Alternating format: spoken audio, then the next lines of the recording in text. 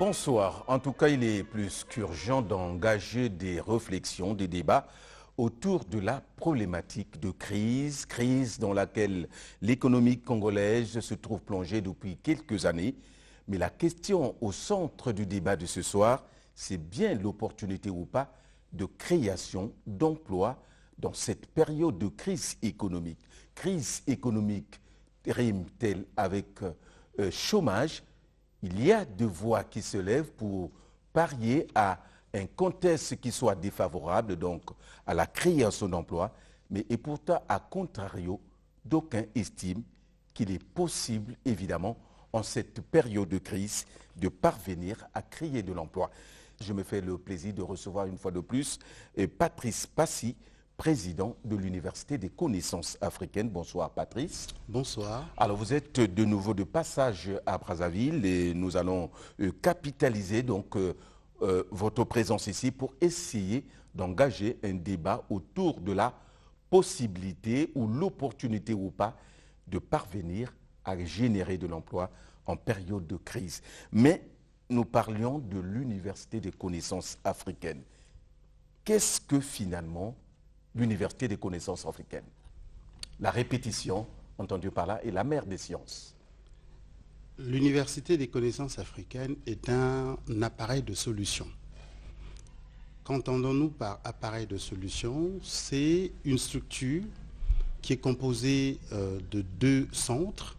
Il y a un centre de recherche qui a pour mission d'identifier les problèmes. Et nous, dans le cadre de nos recherches, au sein de ce centre, nous avons identifié un problème transversal aux conséquences multiples qui s'appelle la pauvreté. Et cette pauvreté, elle est composée de 7 fins. Je vais revenir sur les 7 fins tout à l'heure. Nous avons donc identifié les problèmes. Et dans ce centre de recherche, nous concevons les réponses adaptées. Sauf que pendant qu'on concevait les réponses, on s'est aperçu que l'Afrique est le seul continent, on va dire, sur lequel toutes les questions ont été posées, toutes les réponses ont été posées, mais très peu de solutions. Pourquoi? Très peu. Est-ce que vous avez la solution également? Vous avez la réponse à cela? Pourquoi il y a très peu de solutions, évidemment? Parce que les solutions que nous avons expérimentées pour la plupart viennent de notre sous-traitance intellectuelle. C'est-à-dire, c'est d'autres personnes qui sont venues à travers les organisations intellectuelles, et à travers les organisations internationales, l'aide au développement, etc. Les paradigmes que nous avons utilisés sont des paradigmes venus d'ailleurs. Les nôtres n'ont pas fait montre d'efficacité. Alors nous semblons coincés un peu dans ces paradigmes. Lorsque vous copiez et vous collez, vous n'avez pas la même capacité de transcendance que celui qui conçoit et qui applique. Ouais. Donc, lorsqu'on réagit face à des simili, qui viennent d'ailleurs, face à des simili, vous avez un problème par rapport, on va pas dire un problème, vous avez une faiblesse par rapport à celui qui conçoit et qui vous propose. Et c'est tout le problème de l'Afrique. Nous concevons peu, pour des raisons structurelles, organisationnelles et aussi à cause du passif historique, mais nous concevons peu. Et comme nous concevons peu, forcément nous n'avons pas toujours la maîtrise des concepts, nous n'avons pas toujours la maîtrise des orientations, nous n'avons pas toujours la maîtrise de la production. Et pourtant qu'à ce niveau, à contrario, il y a un foisonnement de l'intelligentsia. Il y a des cadres qui sortent régulièrement, pas dans les moindres écoles, mais pourtant, mais qu'est-ce qui peut justifier cela?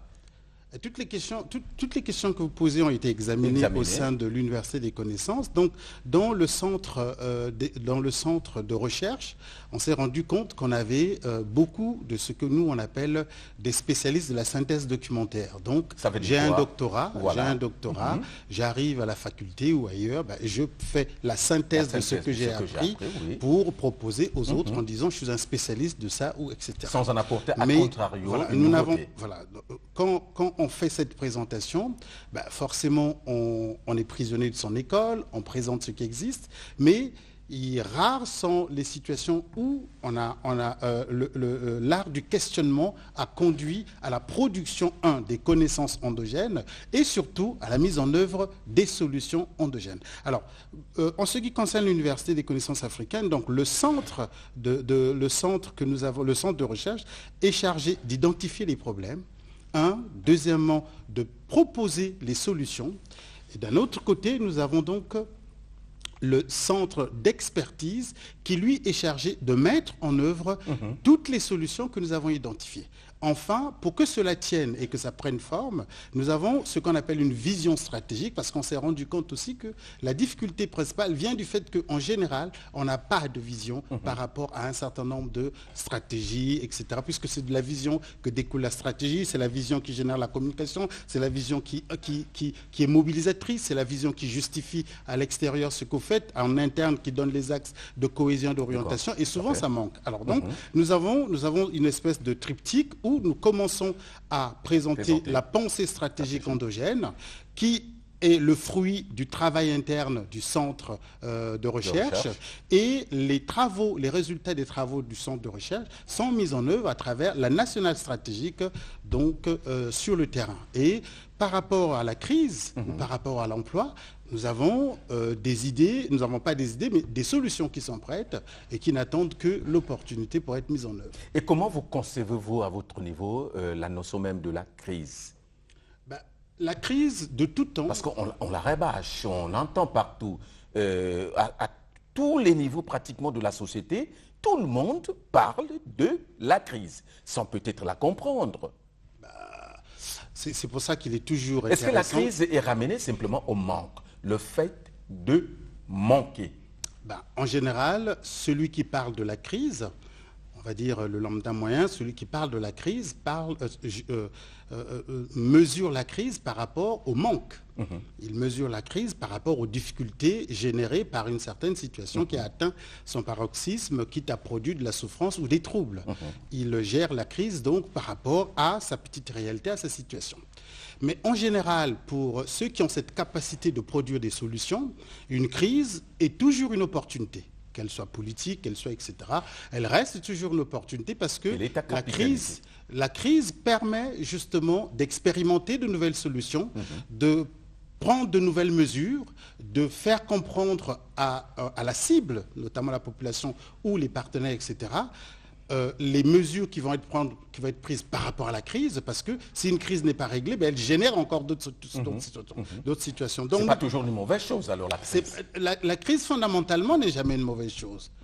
Elle n'est jamais une mauvaise chose. Donc, elle est même, à la limite, je vais être un peu cynique, elle est même, à la limite, souhaitée pour mettre à plat un certain nombre de choses, afin d'envisager un nouveau rebond qui permette aux uns et aux autres de capitaliser sur les erreurs du passé. Alors, puisque nous sommes dans un contexte de crise, nous parlons crise au Congo, nous parlons crise en Afrique, nous parlons crise à travers le monde. Pour le cas du Congo, restons dans le contexte congolais, dans le contexte africain peut-être, pour être un peu plus large, de quelle crise devons-nous faire face? La crise que nous percevons, ou que moi personnellement, j'aime pas parler de moi, mais la crise que nous percevons au sein de l'Université des connaissances africaines, c'est ce que nous appelons une intelligence, c'est plutôt une crise des intelligences. C'est ça, en fait, que nous constatons. On a comme l'impression que notre vivre ensemble, notre agir ensemble, est face à un mur,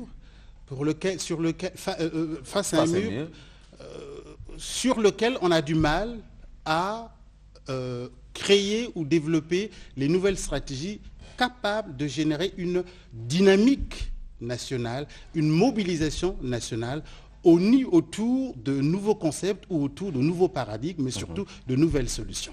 Donc pour moi, le vrai problème, c'est surtout comment on va interroger, je l'ai même dit à l'université Houphouët-Boigny, comment on va interroger notre intelligence afin que nous puissions investir dans l'intelligence des crises pour pouvoir produire les solutions. C'est ça le vrai problème. Comment nous, Congolais, allons-nous investir dans notre intelligence commune nationale de crise pour pouvoir solutionner les situations auxquelles nous sommes confrontés? En quoi faisons finalement? De façon générale, nous pensons que l'État ne peut plus tout faire. Ouais. Et l'État le dit toujours, partout, tout le monde le sait. Mais le dire ne suffit pas. L'État-providence, c'est du passé. Ce n'est pas du passé, mais les proportions, les pourcentages ont lourdement baissé. D'accord ? Oui. Je pourrais dire ça comme ça, parce que l'État resterait toujours celui qui apporterait des solutions. Donc je pense que les proportions, le pourcentage a sérieusement baissé, mais l'État reste toujours ce cadre, l'État reste toujours celui qui apporte et qui encadre et qui réglemente. Nous pensons plutôt qu'il faut orienter la réflexion, mais plutôt il faut expérimenter les solutions autour de l'innovation sociale. Comment créer une dynamique entrepreneuriale nationale autour de cette fin, autour des préoccupations quotidiennes du peuple pour pouvoir agir et pour pouvoir trouver des solutions. Vous parlez de l'innovation et vous ajoutez sociale. Pourquoi implicitement une innovation sociale? Parce que le Congo a toujours été une terre de créateurs.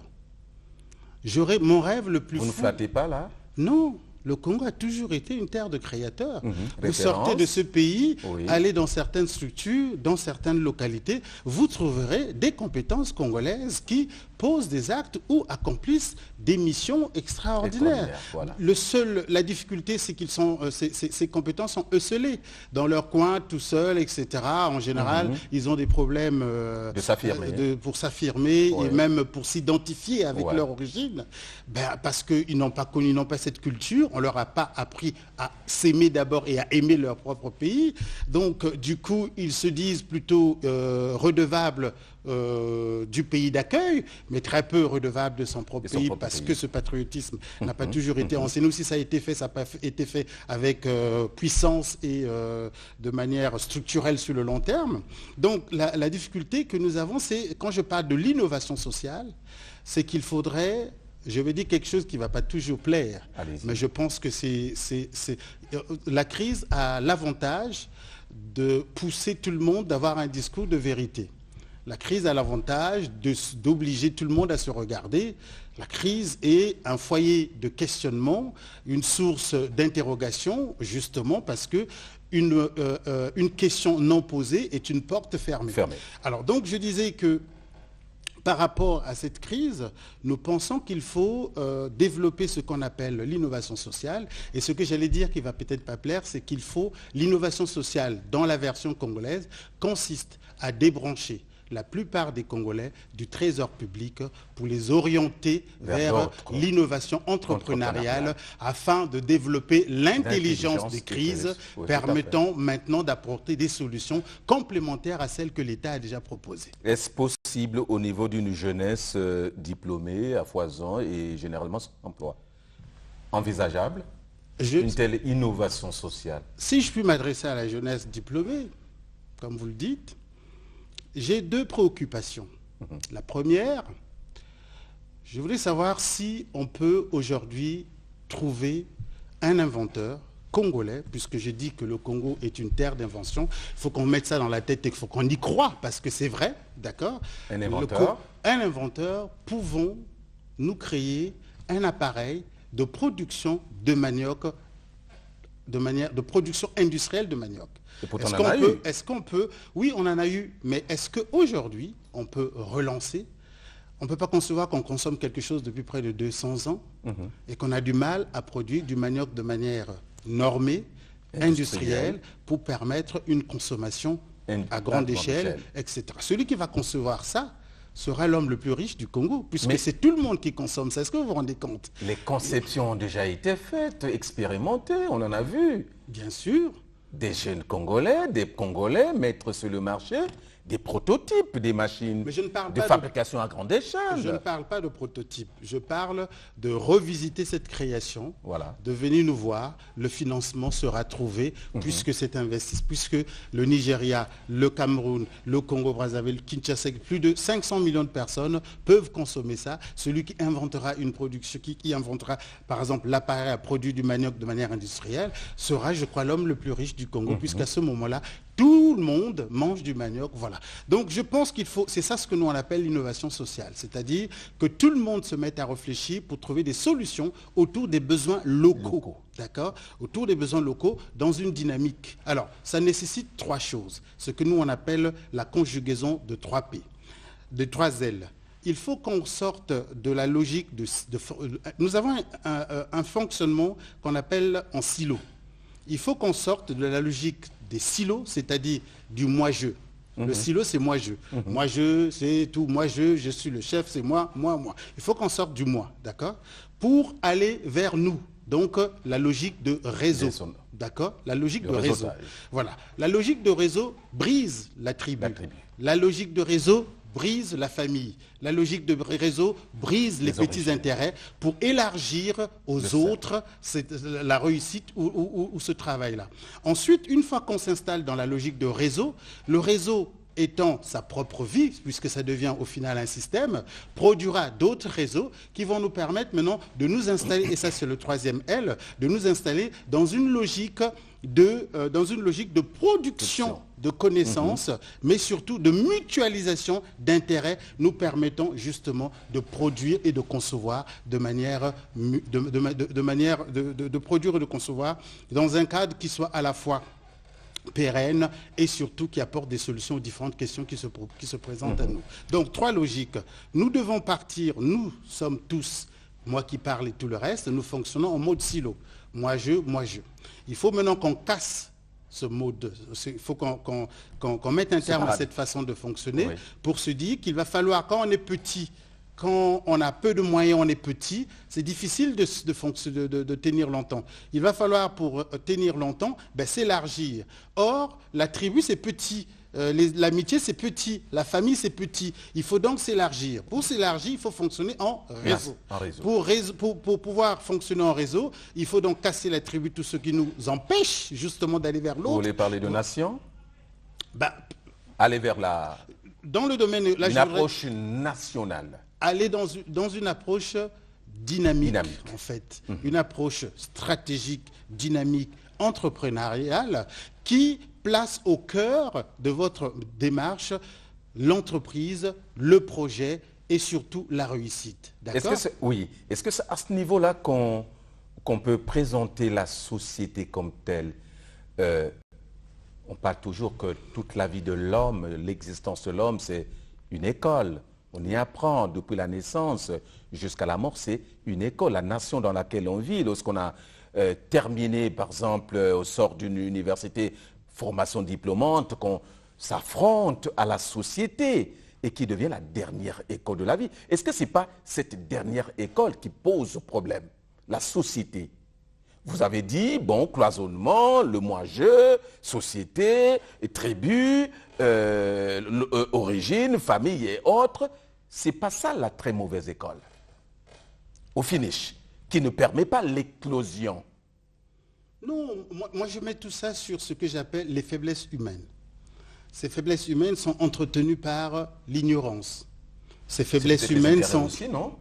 Non, parce que les intérêts en général vous obligent à fonctionner en réseau. Les intérêts vous obligent à les mutualiser en fait, quand c'est bien compris. Maintenant, quand c'est petitement compris, si je peux m'exprimer ainsi, on a besoin de la confiance. C'est ça le problème. Oui, tout à fait. Voilà. Quand on comprend mal les intérêts, on a besoin de la confiance. Or, la confiance n'est pas une donnée mesurable, quantifiable, etc. Donc, du coup, c'est volatile et c'est pratiquement, ça n'intègre pas une dynamique, d'accord? Ça permet de préserver quelques intérêts, de se prémunir de quelques difficultés, etc. Mais ça ne constitue pas un socle de dynamisme, d'accord? Alors que le fonctionnement en réseau vous permet d'abord de dépasser un certain nombre de blocages internes que vous avez du fait du manque de confiance. Ça vous permet surtout de percevoir les choses différemment puisque la rencontre avec l'autre vous enrichit, la rencontre avec l'autre vous vous ouvre de nouveaux horizons, mais surtout la remise de vos intérêts entre les mains de l'autre dans le cadre de cette mutualisation vous apprend maintenant à développer le sens de la responsabilité, le sens de la parole donnée, le sens de la foi en ce que vous faites, mais surtout une gestion plus rigoureuse de certaines choses et de certains éléments. Donc je pense que le fonctionnement en réseau vous ouvre plus de portes et mutualise, vous apprend à mutualiser vos intérêts, mais surtout la mutualisation génère un bénéfice. La mutualisation est quantifiable et nous savons que les affaires ont leur propre vie, leur propre dynamisme. Dès l'instant que vous réussissez à enclencher cette dynamique, ben, il y a d'autres opportunités qui s'ouvrent, qui vous permettent maintenant d'aller plus loin. Alors que tout ce qui tourne autour de la confiance font une espèce de statistique, de statique. C'est statique en fait, parce que ben, c'est en vase clos, c'est en mode fermé, alors qu'on souhaiterait que face justement, pour trouver des solutions face à la crise, il faut ouvrir les horizons, ouvrir la réflexion, mais surtout apprendre maintenant, comme je l'ai dit tout à l'heure, à se débrancher du trésor public pour se tourner maintenant dans le cadre d'une stratégie, dans le cadre de l'entrepreneuriat, de se tourner vers l'innovation sociale. L'innovation sociale, c'est une invitation à tous les Congolais à réfléchir autour de la crise à travers de nouveaux moyens, une nouvelle perception par rapport à cette difficulté. Que dois-je faire? En fait, moi, la crise, si vous voulez que je vous donne une explication congolaise, la crise, pour moi, c'est lorsqu'on arrive devant un cours d'eau, ou non, devant un cours d'eau, et vous constatez que ce cours d'eau a des rapides très puissants. Alors, est-ce que vous allez vous tourner derrière pour pleurer? Est-ce que vous allez vous plaindre? Vous allez dire au cours d'eau, mais pourquoi tu vas trop vite? Moi, je voudrais traverser. Non. Vous êtes obligé, et entre-temps, il y a du feu qui arrive. Qu'est-ce qu'on fait? Ben, vous êtes obligé de trouver un bois, une passerelle, etc. Une solution. Voilà. Donc, la crise, notre crise, c'est ça. Nous arrivons devant un cours d'eau, mais très puissant. Vous ne pouvez pas passer à pied, vous ne pouvez pas le traverser comme ça. Vous êtes donc obligé de trouver une solution parce qu'entre-temps, derrière, ça brûle. Si vous continuez, le feu va vous dévorer, comme vous dites, et vous ne pouvez pas. Donc vous êtes obligé d'inventer. Nous sommes un peu dans cette situation. Il nous faut inventer par rapport à notre avenir, par rapport à nos enfants, par rapport à nos projets, par rapport à tout, parce que l'État va vous dire, moi je peux vous soutenir, je peux cautionner, je peux apporter le cadre, mais je ne serai plus toujours en mesure d'investir. À vous maintenant de venir, non pas en aide à l'État, mais à vous maintenant de mutualiser vos intérêts avec l'État dans le cadre des différents partenariats publics-privés pour pouvoir trouver des solutions techniques à cette crise. Alors Patrice, par rapport aux exigences de la mondialisation, est-ce que vous pensez que l'Université de connaissances africaines peut être un appareil de solution endogène pour l'Afrique? L'Université des connaissances africaines a pour vocation d'apporter des solutions aux problématiques et aux préoccupations africaines, aux préoccupations des populations africaines. Notre cheval de bataille, c'est la pauvreté. On s'est rendu compte que les populations africaines souffrent de ce que nous appelons les 7 faim. Les 7 faim, c'est quoi? C'est l'accès, la première faim, c'est le non-accès à une nourriture en quantité et en qualité suffisante. Le non-accès aux soins de santé, le non-accès au travail et à la sécurité pour tous, le non-accès à un toit décent et à l'eau potable, le non-accès à l'alphabétisation et à l'éducation pour tous, le non-accès à un avenir sécurisé et commun pour tous, et le non-accès à un bien-être partagé. Voilà les 7 faims dont souffrent tous les peuples africains. Nous avons le cas de la Tunisie, nous avons eu le cas du Burkina Faso. Généralement, la non-satisfaction de ces 7 faims constitue le terreau suffisant des révoltes, des mouvements, etc., etc. Nous pensons que, tel que les choses se passent, il va falloir, dans le cadre d'une initiative citoyenne, que chacun apporte du sien dans l'édifice de notre émergence. Alors, comment l'université le fait? L'université pense que la première chose, il faut déconstruire les paradigmes post-coloniaux qui ont régenté notre agir et vivre ensemble, parce que ça a entretenu nos pauvretés, mais ça ne nous a pas permis d'enclencher des dynamismes, des dynamiques nous permettant d'aller de l'avant. Que faire? On ne va pas continuer à critiquer le passif historique, c'est fait. Que faire? On ne va pas continuer à critiquer nos aînés, ils ont à la fois leurs qualités et leurs difficultés. Il s'agit maintenant à la nouvelle génération ou à la génération intermédiaire d'apporter, de prendre les choses en main au niveau de la réflexion, de prendre les choses en main au niveau des solutions proposées. Au niveau de la connaissance. Au niveau de la connaissance. Parce que aujourd'hui, je vous le dirais que le baril de pétrole congolais doit changer. Ah, ça vous intéresse, ça. Ça veut dire quoi? Ah, Ça exactement. doit changer comment? Le vrai baril de pétrole congolais dans les 5 années à venir, c'est la formation. C'est la formation parce que c'est là. Ce n'est plus l'huile qui sort. Mais non, le baril de pétrole, le nouveau baril de pétrole, pas de demain, de maintenant, parce que demain c'est maintenant. Oui. La crise c'est pas demain, elle est là, d'accord? Il va falloir maintenant qu'on apprenne à trouver un nouveau baril de pétrole. Oui. Pourquoi la formation? Mais parce que dans ce monde qui va très vite, dans ce monde où tout devient de plus en plus complexe, si vous n'avez pas la maîtrise de votre économie de la connaissance, vous avez un problème. Or, le socle de l'économie de la connaissance, c'est la formation. Alors, on va me dire, mais oui, vous me parlez de la formation, mais regardez dans quelle situation on se trouve. Voici ceci, cela. On va plus pointer du doigt les dysfonctionnements, on va oublier tout ce qui a été fait, mais ce n'est pas grave. Quand on pointe du doigt ce qui a été, les dysfonctionnements, mais on oublie que l'État le dit, qu'il va falloir maintenant que chacun réfléchisse, en tout cas nous au niveau de l'université de la connaissance, nous réfléchissons à la question de la pauvreté, à la question des 7 fins. Oui. Et nous pensons qu'il va falloir maintenant qu'on puisse ouvrir le chantier national de l'emploi, parce que c'est l'emploi qui résout l'accès à une nourriture de qualité, oui. C'est l'emploi qui résout l'accès aux soins de santé, c'est l'emploi qui résout les problèmes de travail, etc. Certains vont dire, oui, mais l'État, oui, j'ai dit qu'il va falloir, ça peut paraître compliqué, mais ce n'est pas si difficile que ça, puisque nous avons expérimenté, nous avons des solutions. Nous pensons qu'il faut maintenant, en ouvrant les chantiers, le chantier national de l'emploi, il va falloir maintenant qu'on propose le dispositif